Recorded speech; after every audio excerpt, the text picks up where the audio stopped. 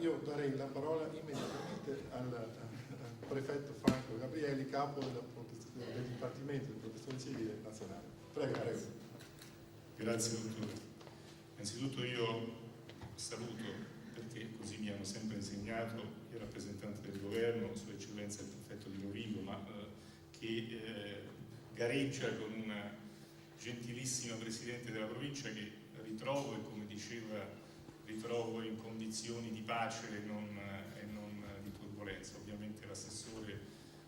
provinciale della protezione civile, il signor Questore e i rappresentanti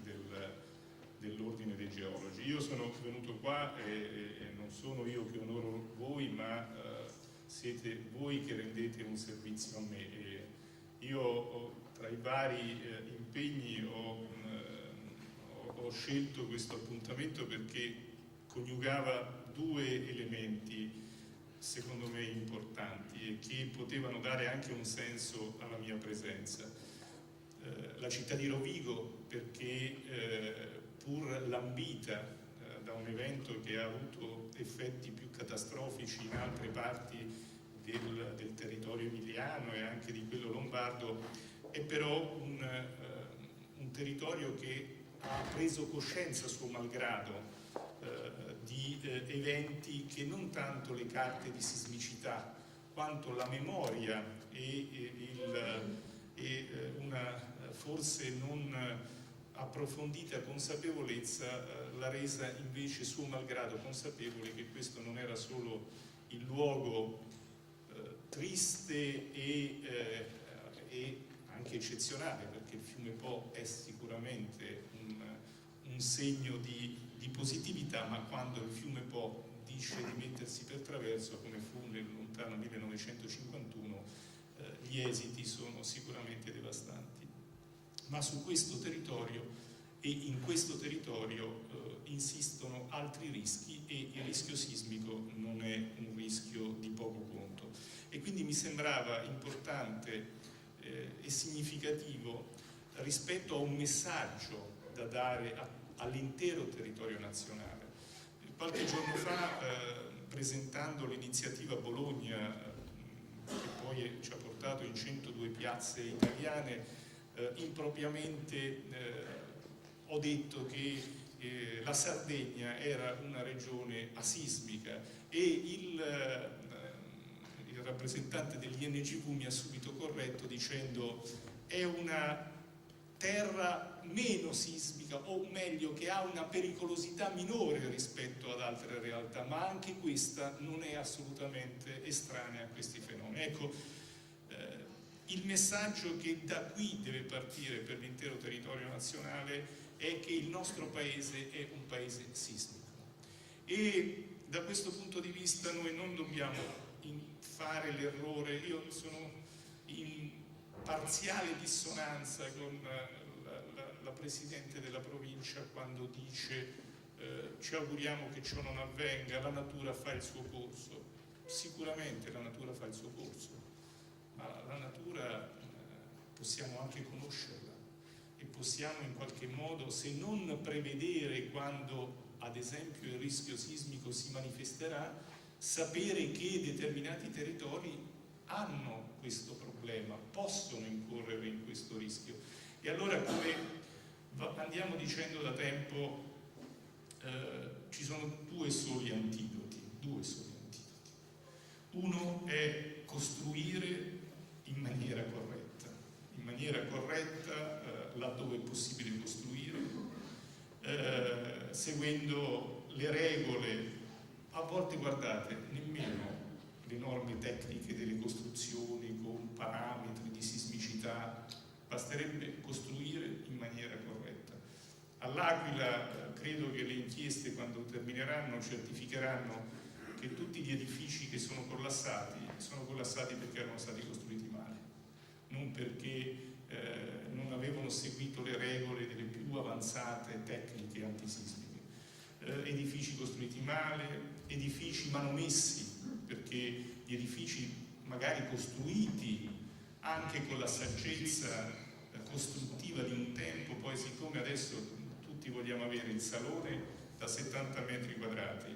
le finestre quante più ce ne sono, inevitabilmente interveniamo, indeboliamo e creiamo le condizioni perché gli edifici poi crollino. E l'altra questione che mi è più cara è che in tutti i rischi in questo Paese gli interventi di prevenzione strutturale implicano denaro e tempo, e purtroppo credo che non tanto il tempo ma quanto il denaro in questo frangente un po' particolare della vita di questo Paese, ma dell'intera Europa, è un argomento estremamente complicato. Non parliamo del rischio sismico, vogliamo parlare del rischio idrogeologico. È stato certificato che per mettere in sicurezza questo Paese da un punto di vista strutturale necessiterebbero 20 anni e 40 miliardi di euro. Lo ha detto ISPRA, quindi non un'associazione scoutistica che si interessa di altre questioni. E quindi da questo percepiamo come i tempi di un intervento di carattere strutturale siano lunghi, complessi e condizionati dalla mancanza di risorse. E allora quello che oggi possiamo fare da subito è una prevenzione di protezione civile, e la prevenzione di protezione civile passa attraverso due elementi fondamentali: la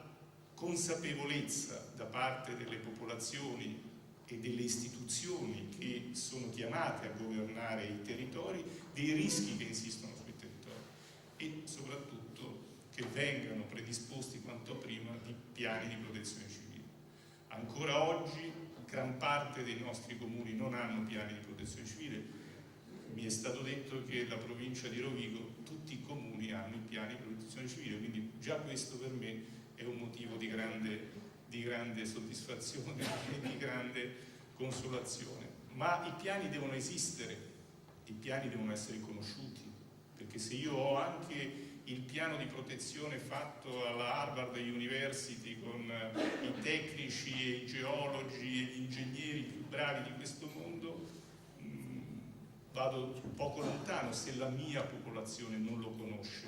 se la mia popolazione sa dove deve recarsi quando si verificano determinati eventi. E il terzo stadio, che noi riteniamo quello più importante, più significativo, e quello che certifica la bontà di un piano di protezione civile, è che i piani siano sperimentati, siano praticati, che la popolazione li conosca e li conosca attraverso le esercitazioni. Allora, se noi faremmo tutto questo, sicuramente non saremo tutelati rispetto all'evento, perché l'evento terremoto avverrà qua come altrove. Non sapremo mai il tempo preciso, l'ora precisa, il luogo preciso, la magnitudo, ma dobbiamo sempre più in qualche modo introiettare questa consapevolezza. E l'altro elemento, il secondo elemento, quindi dicevo il primo elemento era Rovigo, questo messaggio che mi sentivo di dare un po' all'intero Paese, e l'altro era un gesto di testimonianza nei confronti dell'Ordine dei Geologi, che io sento molto vicino anche per questo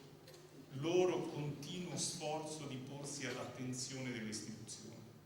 Il vostro Presidente a volte potrà apparire un grillo parlante, un petulante soggetto fuori dal coro, perché magari non perde occasione di ricordare l'importanza della geologia, dei geologi, del ruolo che i geologi possono e debbono, a mio giudizio, svolgere nell'ambito delle nostre comunità e nell'ambito delle nostre istituzioni, ma così è. E allora io credo che quella consapevolezza che sta alla base, che è fondamento di una cittadinanza attiva, di una cittadinanza che è e si pone nei confronti delle stesse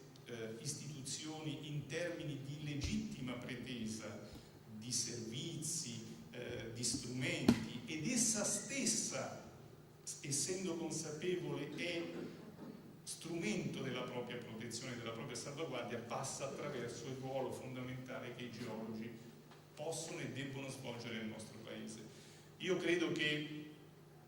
e questo è un refrain che mi capita spesso di dire,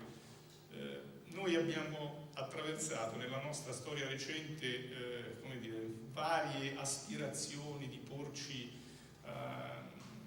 all'attenzione del consesso internazionale attraverso scelte industriali non sempre felici, non sempre lungimiranti.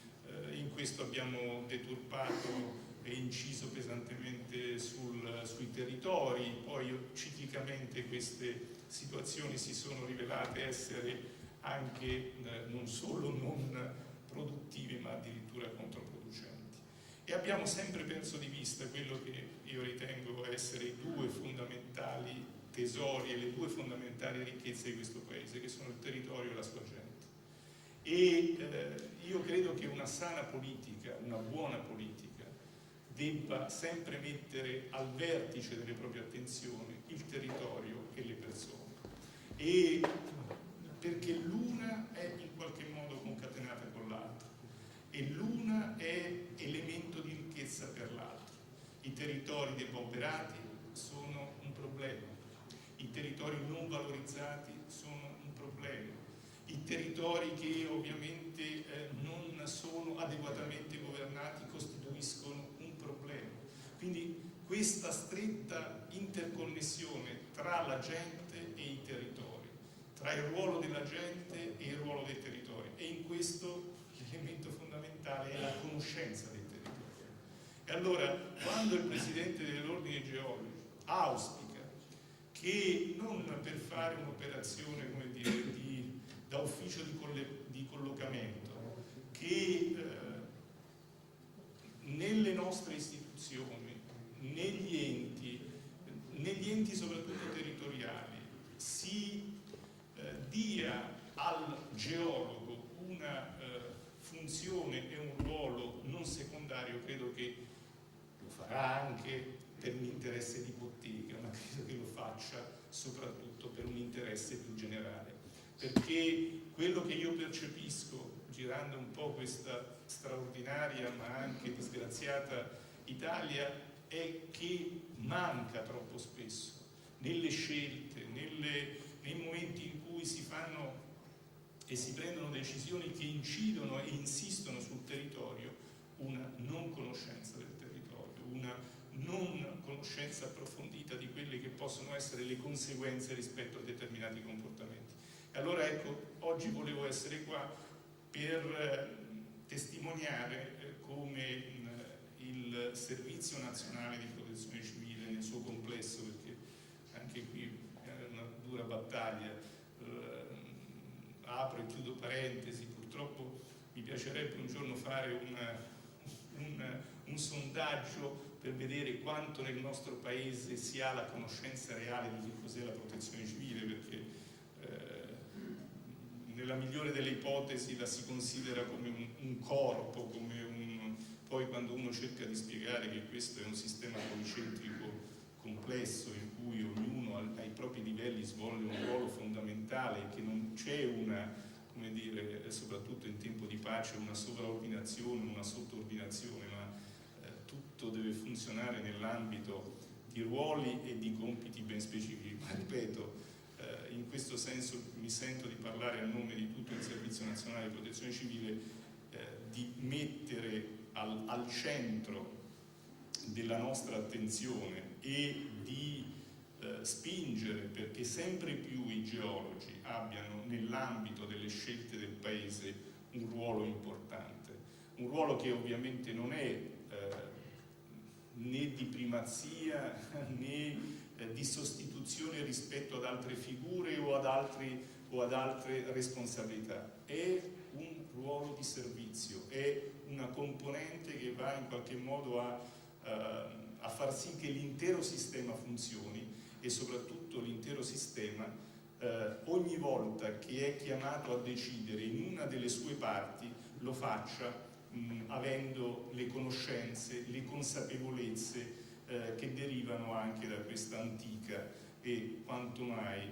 attuale scienza, che è appunto la scienza che ci permette di riconoscere la terra in cui viviamo. Quindi grazie per questo, grazie per quello che che fate per la vostra presenza nel sistema di protezione civile, ma l'augurio è che questa figura abbia sempre più un ruolo e una presenza e una funzione in tutto l'intero sistema, perché è solo così che avremo forse